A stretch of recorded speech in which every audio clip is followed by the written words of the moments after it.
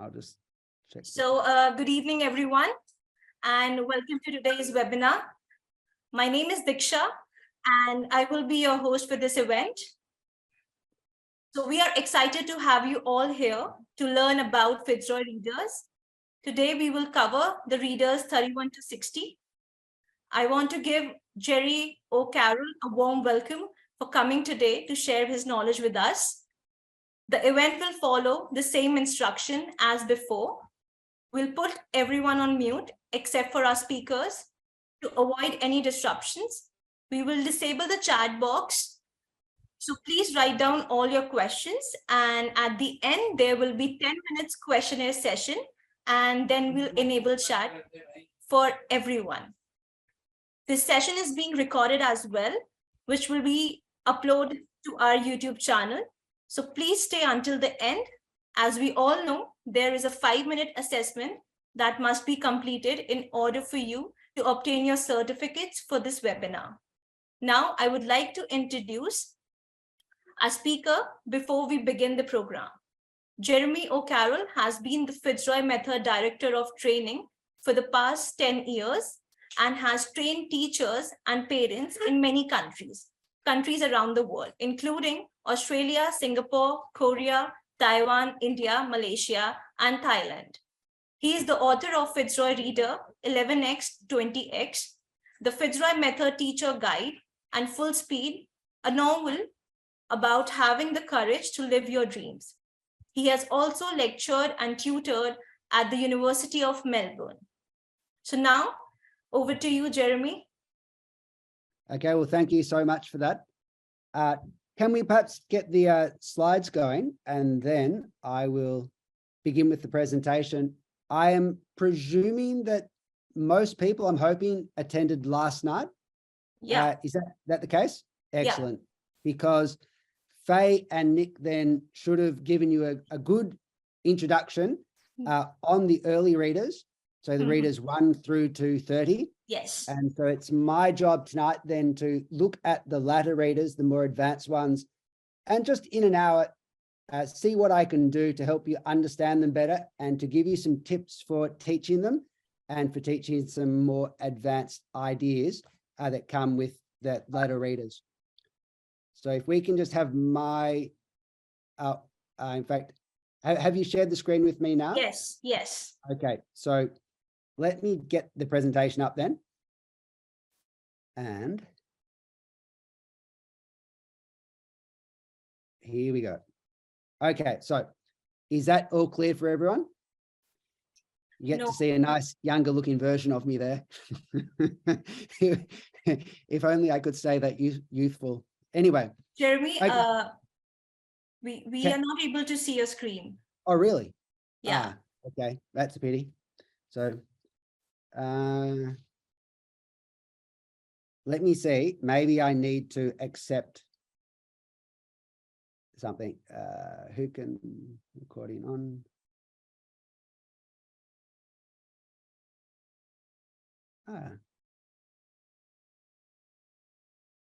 Have you asked to share the screen with me? Just share screen. Here we go. Okay, I think I've got it now. Okay, now it should work. Yes. Okay. And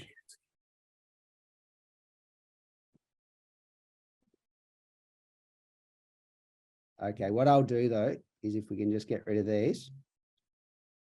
And let me get rid of that. Oops.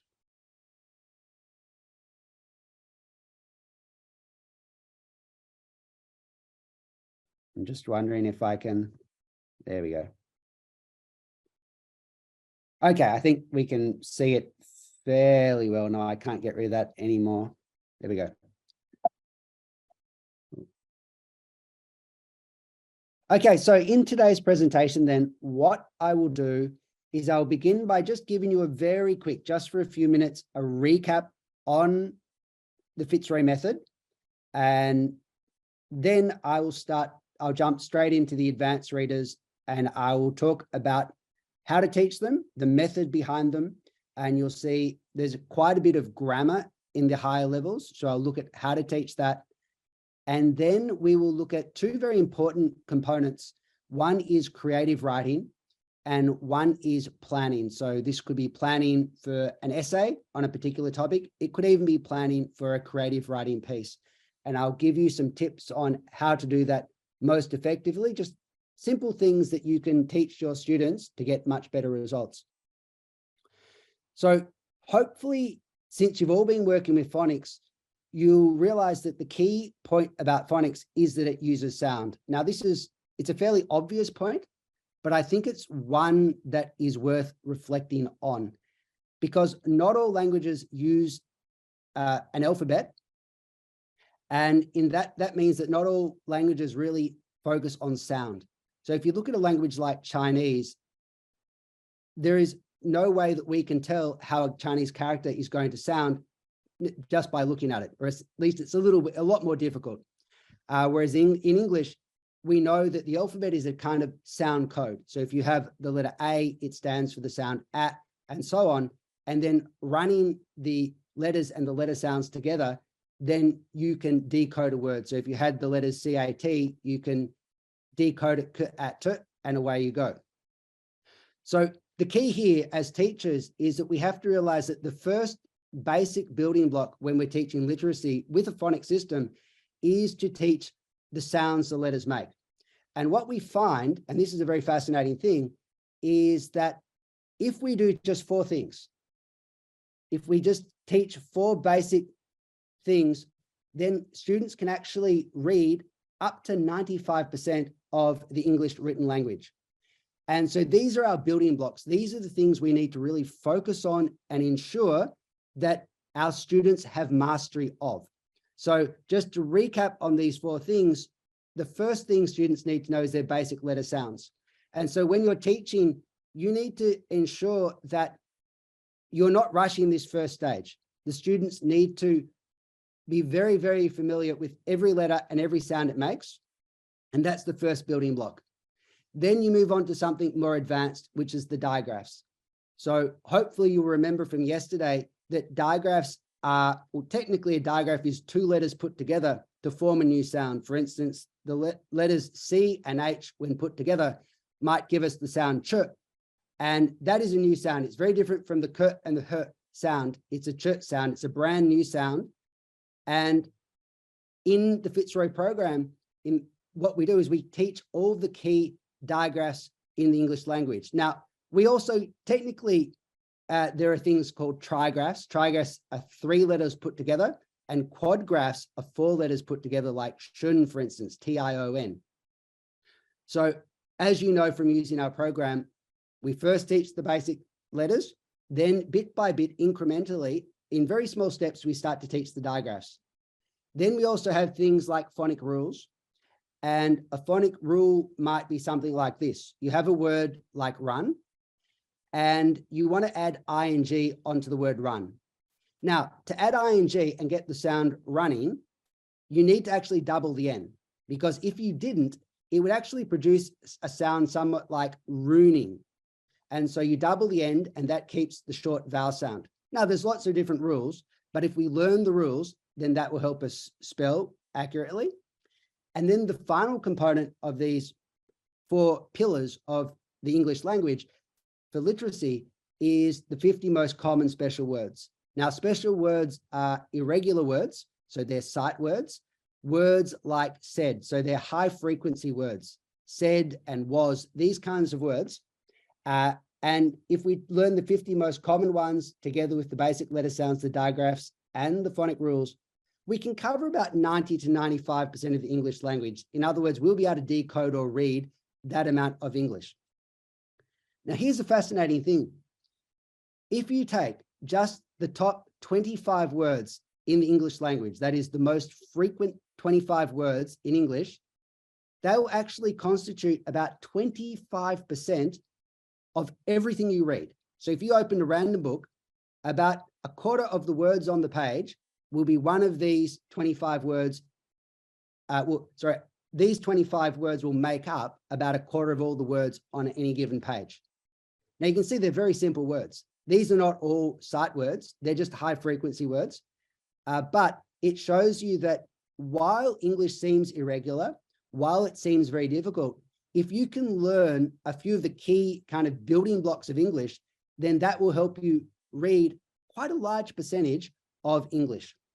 And so this is what we want to do in the early readers. We want to go through all these high frequency words and we want to master them. So one of the takeaways I want to kind of impress upon you now is that it's better to take your time and be very thorough than speed ahead. It's a bit like the tortoise and the hare. The tortoise will win the race. Even if all you want to do is master literacy as quickly as possible, then it still will be worth it to take your time. So the temptation as teachers, when you're being pressured by parents, is to rush ahead. Often you want to be able to show to the parents that, you're at reader 35 or 40 or 50 or whatever it might be, and then the parents are impressed. But what you need to ensure is that before you move on to the next reader, the students have very thoroughly absorbed all the information in the previous one. Okay, so that is a very, very short summary of some of the key elements in the early readers, which hopefully Faye and Nick covered in actual detail. So let's move on now to the important part of this presentation, which is the advanced readers. And that's 31 to 60. And the great thing about the way the FITZROY method is structured is that the method, the way we teach each reader level set actually stays the same. So if you understood how to teach readers 1 through to 10, then you just do exactly the same things for the high levels, for readers 31 to 40, 41 to 50, 51 to 60. So in that sense, the method stays the same. So it's very important when you're working with the readers that you go through a certain process. You don't just pick up the reader and get your students to read it. In fact, there are many things you need to do before reading the reader. Now, hopefully these were covered in some detail yesterday, but the key things fundamentally before you begin a new reader is that you need to do some preparatory work. And that fundamentally means you have to learn all of the new material in the reader before you actually start to read it. The reason for this is if you don't do that, then when your students get to the reader, there'll be many things they don't know. And that means that when they start to read, reading will seem very difficult to them. It'll be stop, start. They'll read a couple of words, then maybe they get to a word they don't know, they'll struggle with it. And reading will seem hard and they'll get discouraged. But if they learn the new material before they get to the reader, now this will take some time, but if they learn that new material, then when they get to the reader, they'll be able to read it through and decode and understand everything in the reader.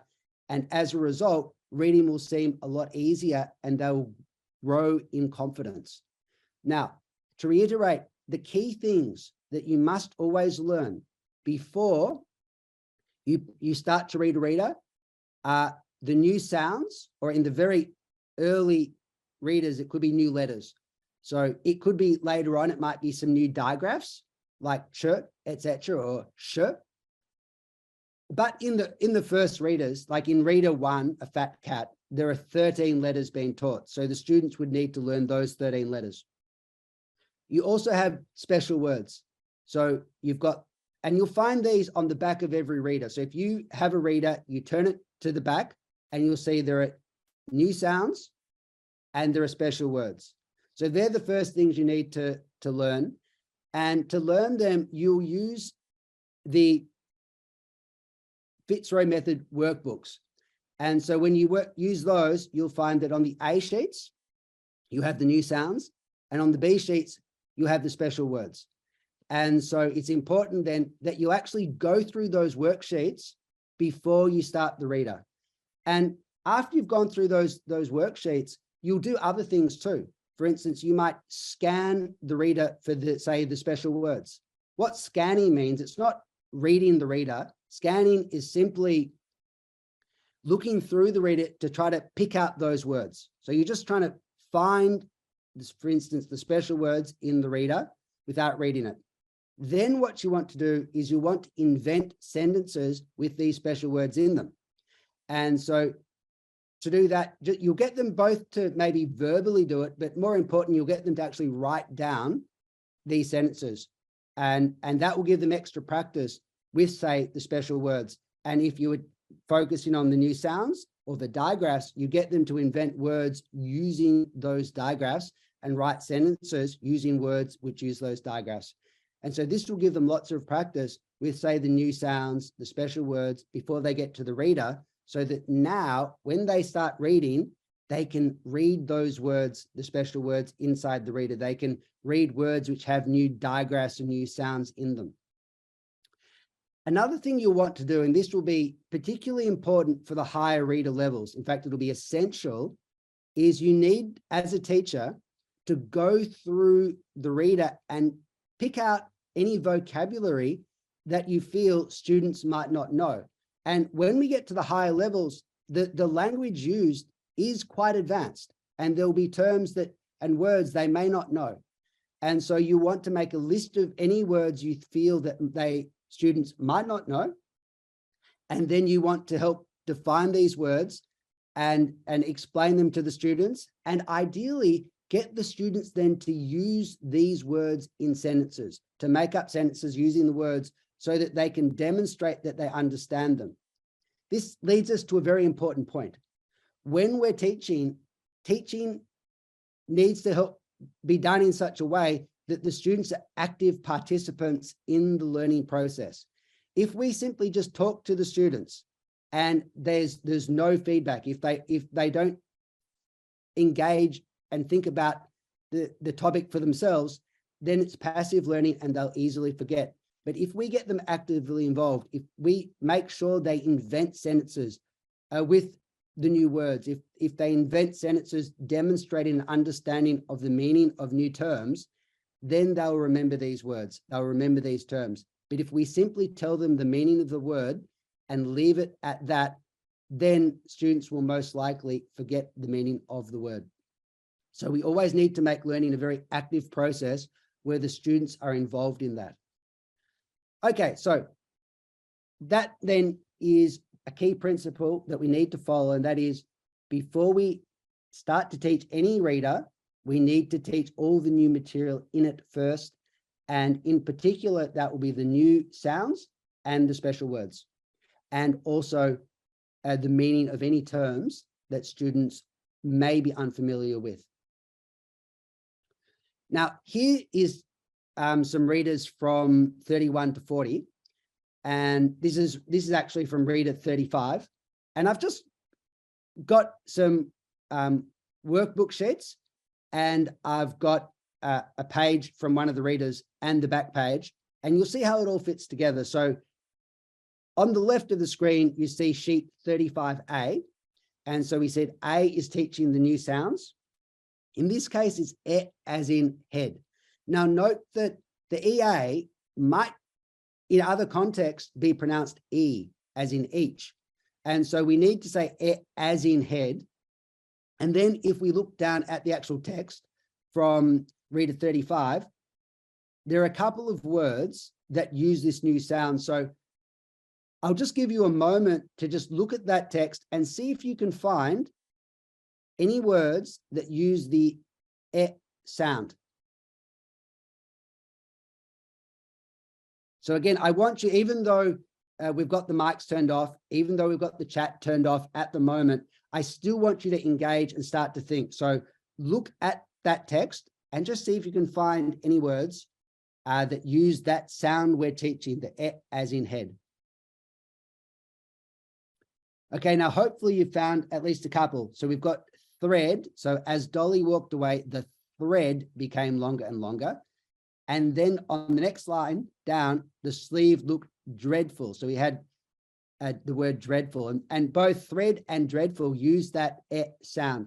And you'll see that obviously in the readers, we're going to be using words that use that sound as often as we can. But the students will be able to read those words comfortably, because even before they've got to the reader, they've done the A sheets, they've used, they've invented sentences with that new sound in it, invented words with that new sound in it, put them in sentences, written them, practiced them. So now it's very easy for them to read any word in the book that has that E sound. Here we've got our reader 59. So this is the second last of all the readers. And you'll see that it follows exactly the same principle. We've got, if you look at sheet 59B here, so B we said was for special words. And then if we look at reader 59, this is the back cover, you'll see we've got special words, official, collision, vaguely, knowledge, circumstances, etc. Well, those are the words which we practice on sheet 59B. So if you look through there, you'll see that we have those words and we're practicing them throughout the sheet. And then if you look to the right of the screen, you'll see we've got the actual page from the book. And you'll see that if you read through that, it's getting much, much more advanced, the actual text. But even with this reader, the method would stay the same. And so before you picked it up, before you read it, you go, okay, what is the new information in this reader? We've got one new sound with the as in one, spelt with an O. And we've got several special words there. And so we'd be learning them plus any terms, any terminology that the students would be unfamiliar with. Now, as you saw from the reader 59, and here we've got the reader 59 again, the back page, as we advance, as we go into the higher levels, the amount of special words grows. They become a little bit more complex. And so here we have to get strategic about teaching them. And whilst it was very easy in the early readers, because if you can remember in readers 11 through to 20, we never had more than one new sound being taught. And we didn't have too many special words. So everything was kept quite simple. We had one new sound. We had just a few, admittedly, they grew a little bit as we went along. We got more special words. But to begin with, in the early readers, we kept it fairly simple. But now, because students are becoming more fluent in reading, because they're becoming more confident, then it's possible to start to give them a slightly higher workload. But that said, we still need to break it down into kind of bite-sized units. So let's imagine we were teaching reader 59. We've got, let's see, 5, 7, 8 new words there. You probably wouldn't want to teach all of the 8 new special words in one go. So it could be a smart idea to break it down, say, into 4, 2 lots of 4, and teach them on different days.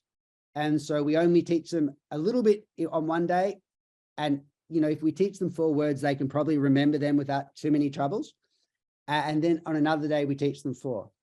Now, when we're teaching these special words, we actually have a particular way we go about it.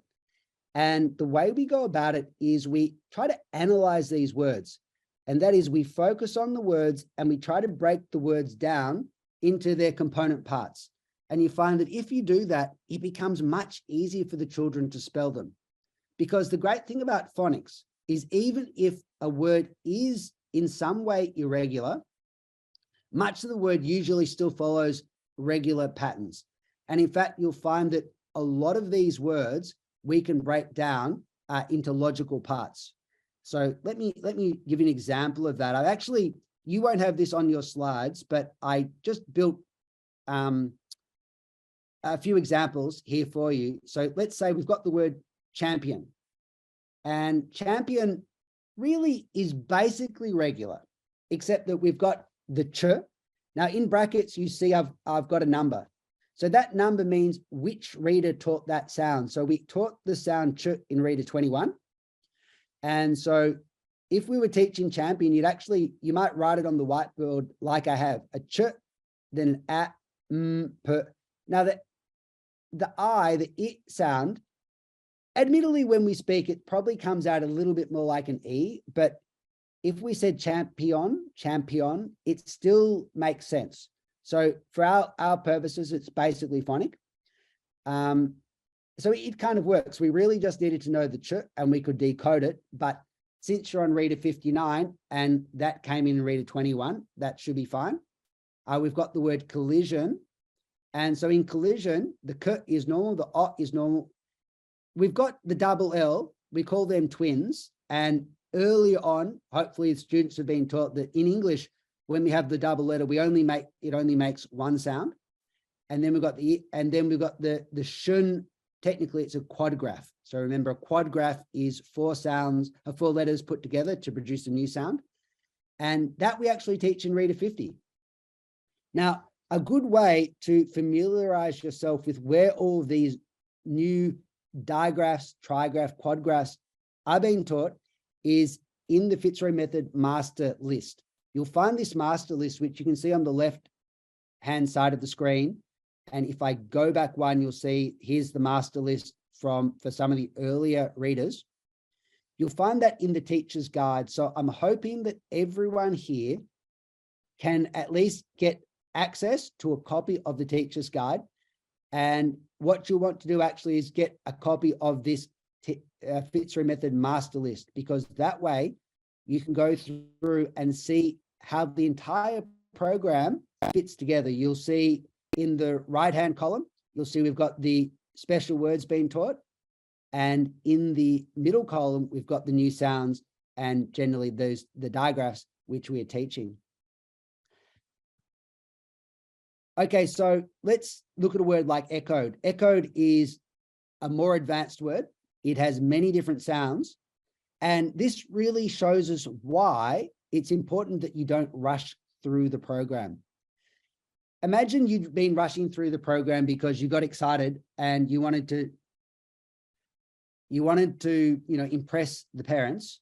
And so you sped through them, but you didn't do it thoroughly. So then they get to read it, say 59, they come across a word like echoed. Suddenly it's very difficult because maybe they can't remember the ch digraph or the O. For instance, if you look on the master list over here, down on reader 57, where it says excavations, you see we've got that O as in obey. Okay, so ek, so we have the CH here actually is taught as a k in reader 60. So in reader 21, we taught CH was ch. We taught that first because it's most common. And then in reader 60, we teach the k. We haven't taught them that yet, so it's a special word, but later on, next reader, we'll teach them that sound. But even here, we can still mention it. We can still teach them that the k, the CH here can make a k sound. We don't mind whether they can't remember it because we know we're going to be teaching it the next reader, but we make a start. Then they should know the O and they know the d. The d on the end of a word, we taught in reader 25.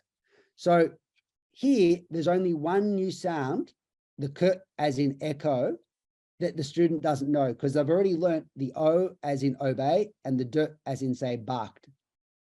And so then it's not that hard to read the word.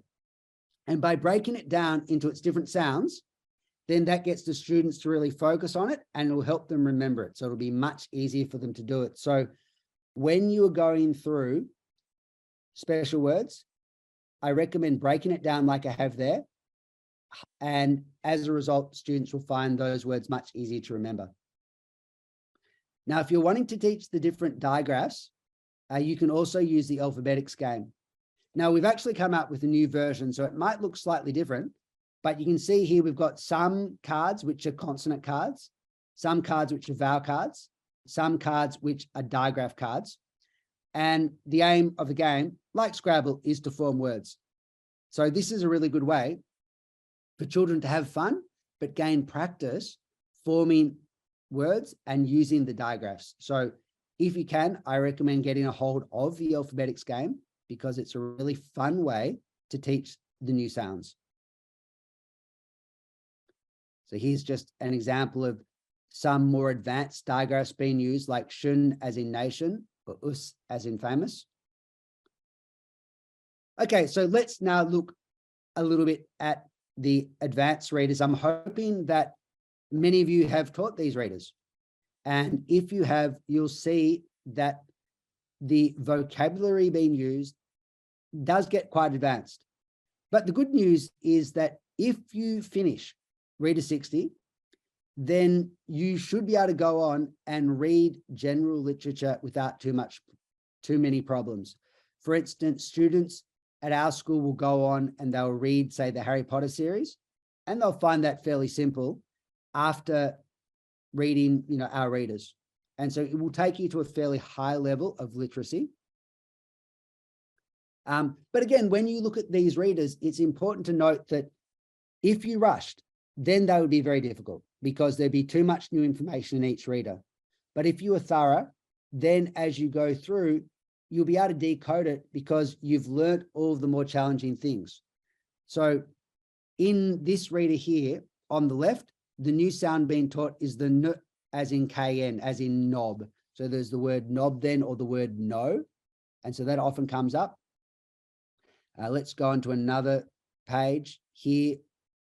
If we look over to the right-hand page, you'll see we're in the 50s. That's getting more complicated now, more advanced. We've got words like advertisement, fabulous, brightened. These are much more advanced words. But even so, most of these, like even if we had a word like brightened, we have the I as in IGH, we've been teaching, and the D, remember we said we taught that in reader 26. So everything else apart from the IGH and the D on the end is regular. But since they've already learnt those sounds, they shouldn't have any problems decoding a word like brightened. But if they hadn't learnt them thoroughly, then they would get to a word like that and they will struggle. Again, important to take your time. Now, if we look here in readers 51 to 60, look at the left page, page 2, and you'll see that there's some more advanced words like integrity, truthfulness, perseverance, commitment. And somewhere here, if you look on page 3, there's the word conscientious.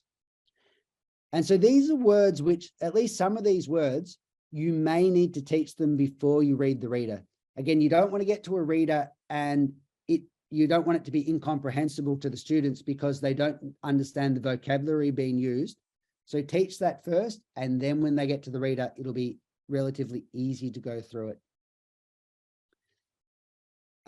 The same here. This is the final reader, this one, reader 60. This is where, remember we taught the K as in echo. So here we've got the word chasm in the middle of the page there, chasm, and the name, say, Nicholas. So these are examples. We use them as many times as we can of that new sound being taught.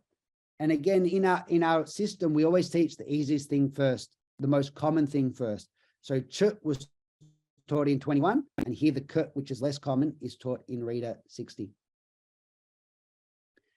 Now, here we've got the workbooks, what we call the word skills, and they are critical. So I'm hoping that everyone has been using these rigorously, but if not, you need to start to do that. The whole program is really built around two kind of pillars. We've got the readers and we've got the word skills or the workbooks, and you need both. If you just go through the readers, students may be able to read well, but they will struggle to write well. They'll struggle to write accurately.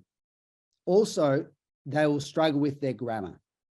So in these workbooks, then we really focus on written ability, we focus on comprehension, understanding, and we focus on grammar. So here's an example of grammar, and you'll note that we always teach grammar the same as we teach the new words, etc., where we go from easiest to hardest.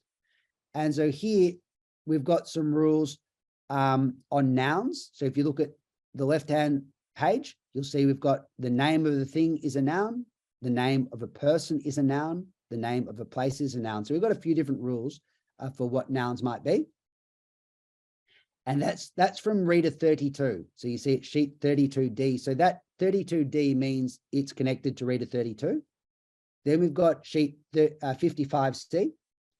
And so that's near the end, that's more advanced. And here we're looking at other types of nouns, in particular proper nouns, and we give a whole set of rules for them. So that's more advanced. So that comes in later. And then we give students practice. So again, it's critical that students work through every worksheet before going on to the next reader. So here we've got, say, 55. That means they're to do with reader 55. So before you go on to reader 66, you need to do all of the worksheets, which are numbered 55 plus some letter. So you need to do them all before you move on. That's critical, so they have a thorough.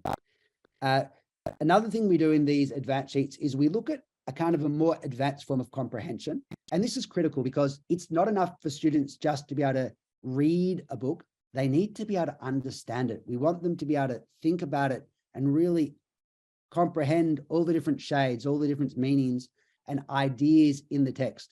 And so that's why we have this section. You can see there's subjects for discussion, where we want the students to really start to think about the story and to think about its meaning. Then we have lots of different written exercises to extend their language skills. And later on, you also see idioms, so different expressions in English that we use. And these will be particularly useful in places like India, where some of these expressions may not be so common. So it's going to enrich the actual language skills. Here are just some examples of students' work. So they're answering some of these things. Notice that generally in Australia, once they get to about, say, depends on the school, but often 7, 8, maybe 9, they start to write in cursive, or what you can sometimes call copperplate English. So that's what they've done here. Over the page, you'll see if we go back here, down the bottom section, it says practical English, design and draw a poster urging people to do something that is good for the environment. So here we're just wanting to give children practice at a whole lot of different things. So here, this is just a young child wrote an example on stopping car pollution. So like make electric cars, ride bikes. Note that it doesn't have to be like the most perfected piece. We just want to get them doing things. We want to get them in the habit of working with English in different ways. So it doesn't have to be, gallery quality here. Just get them working on things. Here's another example of a poster, this one for saving water. And it's got a whole lot of different little facts, like toilets take 7 liters to flush, your body 75% water, etc. Over here, then, we've also got different types of written expression. And one thing we'll get students to do is we'll get them to start to write different stories. And in a bit, I'll look at some creative writing tips. But for the moment, here we've got one key point I want to sort of emphasize is we want to really encourage students to be very creative.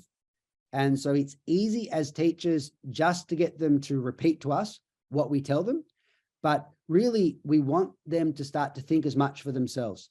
And it's interesting, if we look at the actual word education, it comes from a Latin word educare, which means to draw or lead out. And so the idea there is that we're not, as teachers, so much trying to just fill students with knowledge.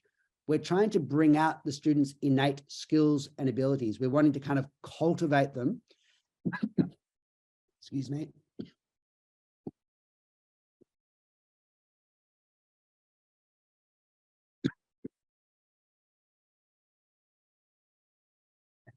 Excuse me. So we want to bring out their innate skills. Okay. So really try to encourage creativity as you're working with your students. Okay, now let's have a quick look at creative writing. There are some basic tips which we can give to improve creative writing. And it's good just to get the technique right from the beginning. So one way we can really improve what students write is by getting them to incorporate all of the 5 senses. So normally when students write, it will be very sight oriented. They'll describe what they, what the characters see. And this is good as far as it goes. But when we only use one sense, it's like we're teaching in mono. Imagine you're listening to a radio and it's in mono as opposed to stereo. Well, once you start to incorporate all 5 senses, then it becomes stereo and it becomes much richer. Now, we don't have a lot of time, but as an exercise, I want you to look at the text in front of you from the rescue. Maybe it's small for you, but if you look at the screen, you'll see people were dashing out of the shopping center. We'll read through it. And what I want you to make note of is any moment where you feel the description is particularly good, where you feel as a reader that it becomes more vivid to you. So not necessarily what your mind says, oh, that's nice writing. I want you to think, oh, which part of it makes me really live the scene more fully. So people were dashing out of the shopping center from the crackling fire.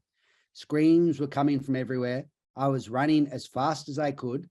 Then I realized I forgot my mum, who was in a wheelchair. I left her in the IKEA shop. I sped through the crowd to the shop. When I got there, I saw things falling from everywhere. Then a big chunk of ceiling fell right in front of the door. I yelled out, help, help. I realized I didn't have much time. So I panicked. So I picked up a rock and threw it at the glass window. The glass shattered everywhere, but there was a hole just big enough for me to get through. I climbed through the glass. My hands were stinging like mad, but I went on looking for her. Now, this isn't exactly the world's greatest story, but I chose it because there are a few moments where the writing is more vivid. It is more powerful. So for me, if you look at just the first line, the word crackling, it stands out. And notice that's not sight. Okay, that's sound. But that is a lot more vivid than a lot of the other things in this story.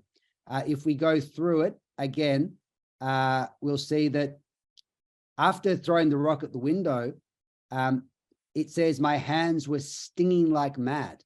And I think as a reader, you can really feel that. So again, now it's the sense of touch, which we feel.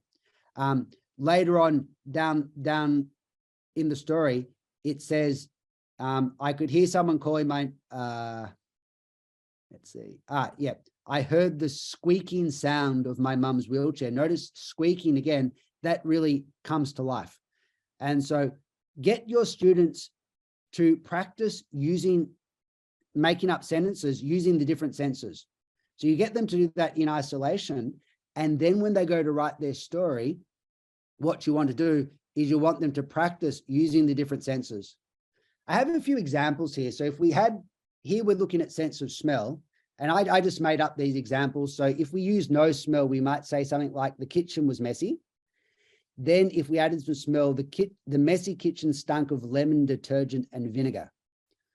Another example, I walked into the cafe, and then walking into the cafe, I breathed in the thick aroma of freshly brewed coffee. Now here, we've actually, that's sort of level one. If we want to make it even better, we try to make things what I call active. So general might be the room smelled. Better is to write something specific. The room smelled of lavender. Because if we just say the room smelled, we don't know what it smelled of, but lavender, we can actually start to imagine that. And then the final thing is what I call specific and active. The aroma of lavender wafted through the room. Now, if you read that sentence, then you can really immerse yourself in the room, and you really can sort of, you almost feel yourself inhaling the lavender as it wafts through the room. We've got sense of hearing. So we go no sound. So we say the city was beautiful. Then with sound, bells chimed in the beautiful city. If we drop down to the bottom example where I've got the 3 levels, we go general. The sound coming out of the room was deafening. Now we want to be more specific. The sound of the bass drum coming out of the room was deafening. So that's good. We're more specific there. But now if we want to really feel it, if we really want to feel that bass drum, we make it specific and active. So we say the boom of the bass drum thudded out of the room. Okay, so you can look through the other examples on the other senses. Another key thing when we're writing is we want things to be concrete rather than vague. Often when students write, they'll use words like nice or good. And these are very, what I call fuzzy words. You can't really feel or see these words or experience them. They're too vague. So when you write, you want to be concrete. So if we flip over, we've got a list of words here, and we see there's always two of them. Now, I want you to look at these words, and I want you to, if you've got the slides and you can circle them, just circle the word which you feel is more concrete.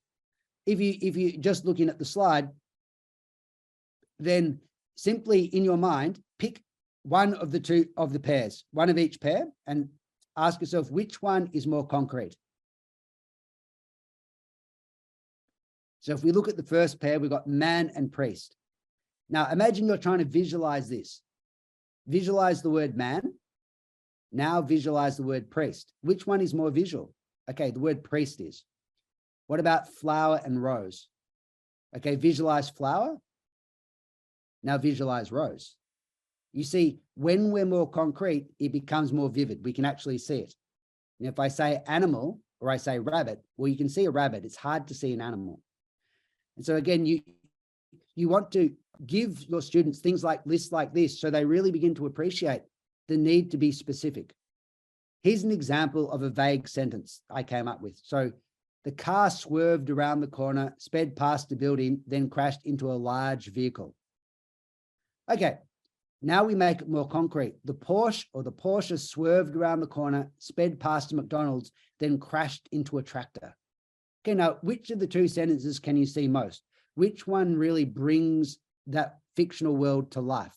Clearly the concrete one does. So again, what you're going to do is this. You'll get your students to write a creative story.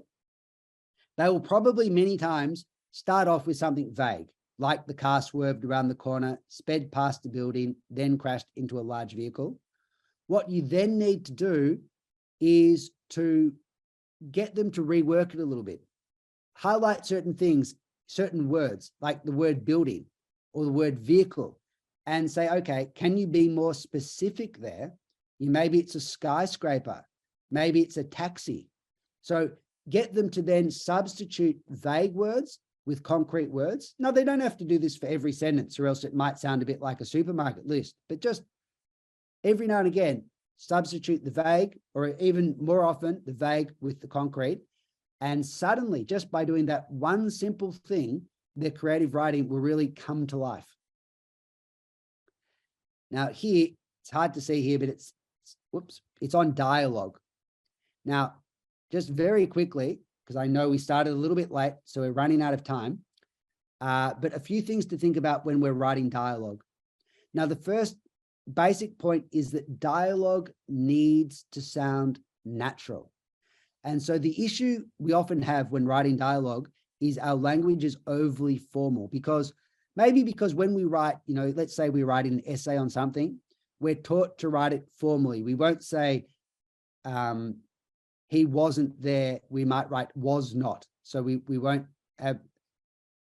abbreviate things, for instance. But dialogue, it needs to sound natural. So often when you're working with your students, get them to ask themselves, would someone really say what this character just said? Does that sound natural? And oftentimes I'll go, oh, actually, no, that doesn't sound very natural. No one would really speak like that. And so just get them to then rework it so that it does sound natural. So that's a key point. And just that one simple point will improve dialogue a whole lot. Okay. Again, here, where we've got different parts of speech, again, it's critical to be precise and concrete, specific with your terms. So let's just have a quick look at the different parts of speech here. So if we were using verbs, for instance, we could say he walked with long steps across the room. But if we say walked with long steps, that's a bit clumsy. It's much better to use a stronger verb. We could say he strode across the room. So we're always looking for a better, more precise verb when we write. So the other example I've got there is he moved speedily across the room, but we could have just written that as he dashed across the room. So wherever possible, we're using a more precise verb, and we have to watch out for adverbs. So in those sentences, he moved speedily across the room, the adverb is speedily. And so most of the time, if we use a verb with an adverb, it simply means that we haven't picked the best verb. And you'll find most of the time, if you use a better verb, then you'll be able to just get rid of the adverb entirely. And now, same with nouns. More often, you can use a more precise noun, and then you don't need the adjective. So, for instance, you could say a big house, but maybe you just need the one word mansion, and that already means big house. Or it could be, here I've got fast car. You might just write Porsche or Lamborghini, and they're a fast car. So you use a better noun, and then you don't need the adjective. Okay, now looking at the workbooks, you see we've got different turns of phrase. So if you get your students to go through all of these worksheets, then it will really improve their English, because they'll learn different ways to say the same things, different expressions. So that's what we're doing with turns of phrase. For word families are a little bit like digraphs. The difference between a word family and a digraph is that digraphs are used many times over. And so they're very common, like the digraph ch, we'll see it time and time again in many, many different words, whereas word families usually aren't used in too many different words. They're used a bit, and so it's useful still to learn the kind of the pattern. For instance, here we've got the sound uff. So like rough, tough, enough. So that's a word family. But because there aren't too many uff words in English, then we just call it a word family, and we don't call it like a digraph. So they're sort of like a special case. But because they're important, we also teach those. So it's in addition to the digraphs, the trigraphs and quadgraphs, we teach word families. So it's very thorough, our system. Okay, now quickly here on punctuation, you can do a basic thing. If you're getting children to punctuate, one very simple tip is simply get them to read out their work. And if they read out their work out loud, then generally they'll be able to punctuate most of it correctly. I'm not saying the entire amount, but a lot of it they'll be able to punctuate correctly just by listening to the way they read. If they listen, they'll know where to put the commas. If they listen to how they read, they'll know where to put the full stops. If they listen to how they read, they should know whether it's a question, and they should know sometimes if they even should use an exclamation mark. Now, we try not to encourage them to use too many exclamation marks, but still by reading out loud, children will be able to punctuate a lot of their work correctly just by doing that one simple thing.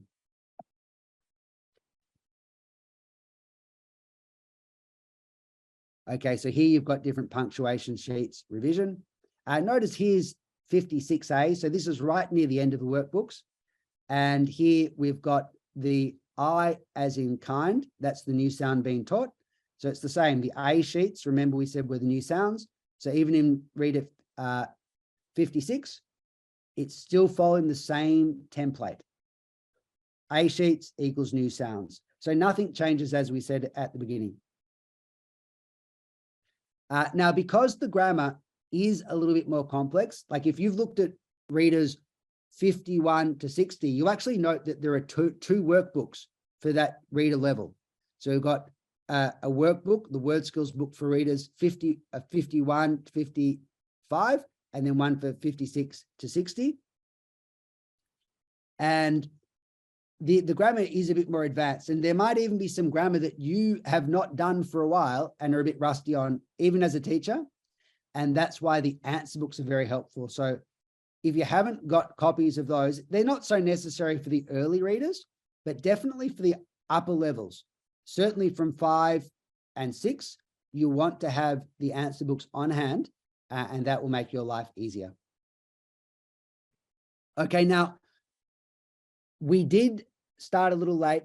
I was considering looking at the art of planning. I don't think we're going to have time now. So maybe just for the very end, if you've got some questions, I will stop sharing my screen. No, Jeremy, we have 10 more minutes, so you can continue. We have 10 minutes. 10 minutes? Okay, well, I'll give you the 10 then, and we'll just quickly look at the art of planning then.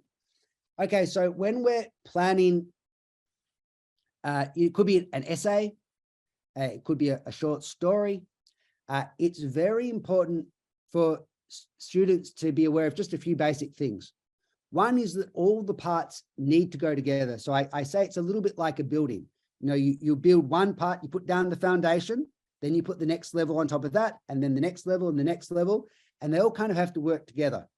So what you sometimes find when, well, very often actually, when children write stories, is that it's a little bit random what they put in. They'll put in one idea and then they'll put in another idea that isn't really related to the topic. Then they'll maybe put an idea that is related to the topic. Then they'll put another one that isn't so tightly related to the topic, and everything's a bit everywhere. So one basic tip is to get students to think from the end. So if they're thinking from the end, maybe it's an argumentative piece and they have to debate for a certain point of view on some topic. And so you need to ask them, well, what are you trying to prove in this particular essay? So once they know what they're trying to prove, then every single thing they put into that essay needs to somehow help them get to the end point. It's almost like a road sign leading to the end point. And so if there's anything in the essay that doesn't help them get to that end point, the point they're trying to prove, then they need to actually get rid of it. It doesn't matter how exciting it is. You find that kids sometimes they get really excited by something which is fascinating. And maybe the point really is fascinating, but if it doesn't support their argument, if it doesn't support their case, then it can't be in the actual essay. And so always get them to think from the end. What are they trying to prove? Where are they trying to go? And if they know that, then just get them to ensure that every point they make helps take them to the final destination they have in mind. So just do that and you'll find that it'll get rid of a lot of the silly points, the silly ideas that enter into children's essays. Now, a great way to actually plan essays is with mind maps. So hopefully mind maps are not a new concept to you, but if they are, then it's almost exciting because it's a new world to explore. And here's a basic mind map I actually did on a computer. And this one is a mind map on the FITZROY method. And so you see mind maps use, it's almost like a tree structure, like branches, and then they use words and illustrations. So if we look at this one, it's sort of a way really with a mind map. It does a few things. One, it engages both hemispheres of the brain. And so normally when we're doing a lot of academic things, we're very much in the left logical brain. So the left side of the brain, you know, language tends to be left brain, you know, mathematics is left brain. So we tend to be stuck in just one hemisphere. Now, the best kind of thinking happens when we use what's called whole brain thinking, where we use both hemispheres of the brain. And so that's what mind maps do. By using images, by using pictures, by using color, that engages the right hemisphere of the brain. We've got words already, so they use the left brain. So now we're suddenly activating both parts of the brain. That creates superior thinking. The other thing a mind map does is it enables us to put all of our ideas on a single page. And what that helps us do is see how everything connects, how everything is tied together. Now, to do mind maps, we'll find that there's a certain structure, there's a certain way we can do it. Here's an example from a book of just a mind map, which is very colorful, very nicely done. But now let me show you, and I've even got it through a kind of a mind map here. Let me show you some of the things to focus on when we're building a mind map. So I've got a mind map showing us how to use mind maps. And so let's imagine this is a mind map for essays. Okay, so the first thing I've got there, that is just a word. What are we trying to prove? So I've just got the word prove plus question mark. When we're doing a mind map, we try to use single words wherever possible. We don't really want to write a whole sentence. The idea is if we wrote a whole sentence, it's very hard to kind of get an overall view of all of our ideas at one glance. Whereas if we just use some images, if we use just a single word, then we can very quickly understand all the key concepts we want to talk about. So the word or the image is just a trigger. It just triggers in our memory what we're thinking about, what we're talking about. So when I say prove question mark, that means what are we trying to prove? Remember, we said we work from the end, get students to go, okay, what is the end point they're trying to get to? What are they trying to prove? In this case, maybe it's an argumentative essay. And so you might have a single word there, what we're trying to prove. Then I've got a brain. So that's for me is like a mind or a brain, sorry, a brain. And then the next image is like a storm. So here I'm going brainstorming. So the idea is the very first thing we get students to do when they're working on a topic is to brainstorm ideas. So they're just trying to think of all the things they can think of to do with that topic. They're not trying to put them together in any coherent manner. They're not trying to be logical. They're just going, let's grab every idea we can think of and pop it on the page. So that's kind of like stage one there. So we go, what are we trying to prove? And then all the ideas we can think of to help prove that point, then we just jot them down. Then what we do, you see, I've got the word threads there. We're trying to then find commonalities in these ideas. And these commonalities will then form what I call categories. And so I remember once there was a topic, maybe it's even from the workbooks, about going to Mars. And, is it a good thing to go to Mars? Would you want to go to Mars? And so you might say, oh, going to Mars, well, what's good about it? Good is, it's adventurous. You can go on a rocket ship. You can see a new planet, different things. But what might be some problems? Well, there mightn't be much food there. It could be really cold. It's maybe like a big desert. It's dangerous. And so you're getting all of these different ideas, and then you're trying to bring them together into categories. So it could be like one category might be it's exciting. So you list everything to do with it being exciting. Then maybe there could be a category it's boring. And that's, you're stuck in a desert. You don't have the normal computers, or you couldn't play cricket or whatever it might be. Then you might, one category might be it's dangerous. Well, if you're going to Mars, a lot could go wrong, and there's probably many, many ways you could die. And so you'd list all under the category, dangerous, you'd list all the things which might be dangerous there. And the idea then is you might find that once you've looked over your brainstorming and all the ideas you came up with, there might be like 4 or 5 main themes. The themes are what I call categories. So then what you'll do is you will do a mind map, and you might have, say, 4 or 5 branches. And the first branch, each one is a category. So it's like a theme, and you write the name of the theme, like boring, dangerous, exciting, whatever it might be.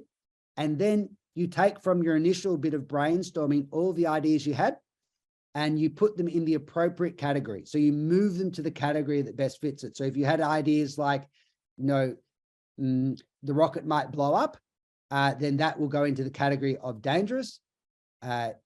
If you've got something like exciting, you might, talk about, say, climbing a mountain on Mars or something like that. Then to create a proper mind map, remember we said that we wanted it to incorporate and kind of to harness the powers of both left and right hemisphere. Then we need to do things principally that engage the right hemisphere of the brain. We said already when we work with language, we're using the left hemisphere, but now we need to bring in the right hemisphere for whole brain thinking. And to do that, we're going to use images. We're going to use color. And then we're also going to emphasize certain things. So for instance, if you have a point which is just more important than other points, you might write it in bold, or you might write in all capital letters, or you might use a bigger font. So that's important. And that way it can really stand out. So when you just visually glance at the mind map, certain things are going to pop. Certain things are going to really come to the forefront of your mind. And they're the key ideas, which is what you want. So that's why at just a very quick glance, you'll immediately see what are the most important ideas you'll be discussing in the essay. You see, I've got some under best ideas. I've got numbers. And one thing that's important, when you're writing an essay is that it follows a logical sequence. One paragraph leads logically into the next paragraph, which leads logically into the next paragraph. And so when you have a mind map, often you might need to move it. So if we've got different categories, you might go, well, what's most important? Let's say you're arguing that ultimately you wouldn't want to go to Mars. So you might, if you wanted to be really fair about it, you might say, look, there are some good things about Mars. And that could be the first thing you list, the good things about going to Mars. But then you will build to the crescendo of all the problems. So then like the dangerous things about Mars, than maybe things which are boring about going to Mars. And you'll then be able to logically put them in the best order. And sometimes to help you sort of see what the correct order is you can number them. So normally on a mind map, you're actually going to move in a clockwise motion. So you'll start at, say, 12 o'clock, and then you move to 1 o'clock, 2 o'clock. So the first point would actually be, what are you trying to prove? The next one would be brainstorming, etc. But you could also, if you want to number them. So this could be 1 next to proof. Brainstorming could be 2. And then we've got the maps. That's where we're taking all of our different threads and building a bigger mind map. And that could be number 3, etc. And we go around. Here, I've got, see, a key and the words. So that says what we want to do when we're using the mind map is we just use keywords. Remember I said we don't use sentences. And here we've got different colors, different font, etc. So they're just some of the things to think about when creating a mind map. And really, I think you'll find when kids enjoy it because they're using the whole brain. And if you start to incorporate mind maps into the learning process, so before they're going to write an essay, before they're going to write a creative story, get them actually to make a plan of it with a mind map to begin with. And this simple thing will just immediately, it will dramatically improve the quality of what they write.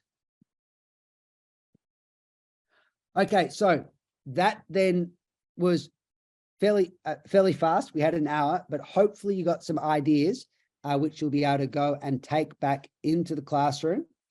And yeah, if we've got a few questions now, then yeah, let me know. I will see if I can stop sharing my screen, or maybe you stop me sharing the screen. I'm not sure how that happens. Are you able to? No, Jeremy, you had to go to this link and you say view options, and then you say stop participant sharing. Sorry, whereabouts is that? So you are being, yeah. Yeah, Good. Oh, it's good. it happened. I didn't even do anything. That was easy. Okay. So I did it for you. Thank you, Thank you. Jeremy.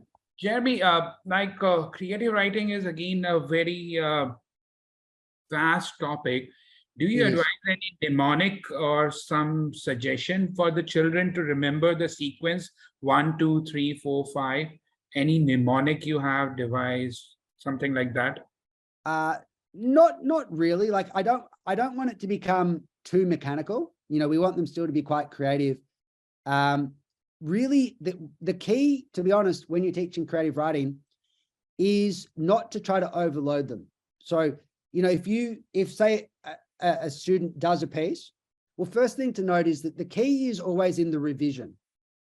You know, one of the biggest issues with schools, and it's always been like this, is you write a creative piece, and what the teacher typically does is writes a few comments at the bottom which aren't very helpful. They're like, oh, good work, you know, you've really done well here. And that doesn't help, right? I mean, it's nice to have a positive comment, but then we need to put some things, some constructive ideas. And so we don't want to overload the student, however. So at first, let's say we're working on the 5 senses. So you might just underline just a couple of parts in the story where the student could use more than just the sense of sight. And you get them to practice that. And so for this essay, all you do, they rework it. So all the learning is in the reworking, and just get them to alter a few of those visuals, or maybe just include a few more different senses. And then next time, maybe when they write something, that get them to do that, but then also get them to be a little bit more concrete. Sometimes they're using vague words. We want them to use more specific words. And so it's just going, okay, here are some different ideas we've got, like our teacher's toolkit of things that could improve the story. And then little bit by little bit, each time getting them to work on something, you know, 1 point, and then the next time another point. And then just hopefully if we keep doing this, and it'll take a while, it's not a super speedy process, but over time, they'll start to do things automatically without thinking. Their writing will start to include more concrete description without you needing to kind of ask them and tell them to do it.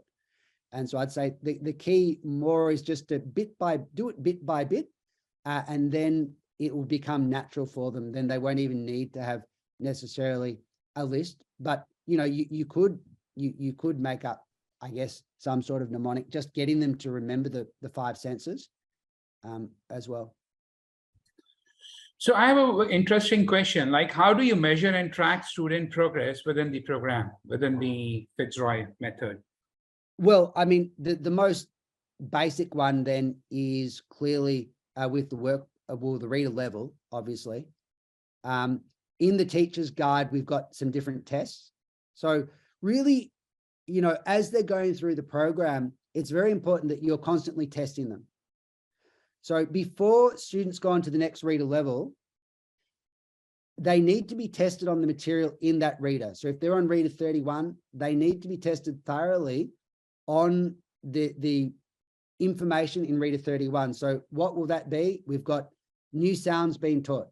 So never go on to reader 32 until we've tested them on all the new sounds from reader 31. We want to test them on all the special words from reader 31. Then, and here's a very important tip, which is often forgotten. Always get them to practice some dictation. So in our readers, what we'll do is before they move on to say reader 32, get 2 pages from reader 31, dictate the pages and get the students to write it down. And then you'll see how well they really know the material. It's easy to read the words, but it's much harder to write them. And so if we get them to, if we dictate, then we'll find that we can much better assess where they're at. And we won't then rush on to reader 32 unless they're actually ready for it. So what about the fuzzy words in which we can feel, we don't can touch with our senses? Then what about those words? Well, for those fuzzy words, what you want to do is, firstly, when a student writes those fuzzy words, circle them. Again, you don't want to overwhelm a student by correcting 4 million things in a story. Okay, so choose your days. One day you work on this, another day you work on this. But let's imagine that you're wanting to work on those fuzzy words. Then just circle them and just get the student to say, okay, ask the student, okay, is there another word you can use, a more precise word, a word that really makes me feel or see what's going on? Because if they just give a fuzzy word, you can't. You have no idea really what's going on. But if they make it more specific, if they make it more concrete, then of course you can feel it, you can be part of the scene. Now you might, as a teacher, need to give them some examples, but then they'll soon get the drift. Even if you use something like my list, earlier tonight I showed you a list of pairs of words, and one was concrete, one was kind of fuzzy. And you can then give them lists like that and get them to practice pointing out which one. Later on too, if it gets more advanced in writing, you might have something like, the student might say he was sad or she was sad. And sad is okay, but if we showed sadness, that would be a lot stronger. So if you showed, for instance, the girl crying, then we can see that the girl is sad without even being told. That's a higher level. But again, that is being more concrete, more specific. And so it's just going in little steps, giving them plenty of examples so they can see what's the fuzzy word, what's the concrete word, and then just circling a few of them in their stories and getting them to substitute what they've got with something more specific, more concrete, more vivid. Though this is not the audience question, this is my personal question, which I had seen personally. So you had aversive readers. So the children who doesn't want to read at all, they are in grade 4 or grade 5. And how to get them back? How to make them? Yeah, but reading. The reason in like 95% of occasions they don't want to read is because they feel insecure about their reading. If they were competent at reading, if they were good readers, they would want to read. So almost always, I mean, correct me if this isn't the case here, but pretty well always I've found that it's simply a question of confidence. Yeah, it's true, and it's applied for the maths as well. Like once you had an aversion or you find it difficult, you try to evade from that particular situation. Yeah, and then it gets worse because then and how to bring back that child because he find it difficult initially. So according to Yeah. you, how you find, Well, you have to kind of go back to basics, but you also have to do it mindfully. So the reason they struggle is because they either didn't learn the initial building blocks. Remember, we said in our system, you got the 4 key building blocks. You got the sounds, you got the special words, you've got the rules, and you've got the most common sight words or special words. So basically, if they're struggling, it's because those building blocks, they haven't learnt them properly. So you need to kind of go back. But if you just say, you know, obviously you wouldn't do this, but I mean, imagine if you said, well, you're not very good at reading, so now you need to go back to reader 1, a fat cat. If you did that, they wouldn't feel very good about themselves. But you can do it in other ways. And you can, even if you get them to go back, you say, okay, now we're going to see how fast we can go through these. You're already a pretty good reader. Let's move through them. Or you can just take the basic building blocks. For instance, if you look at the master list, you can see the basic building blocks, at least for the new sounds and the special words.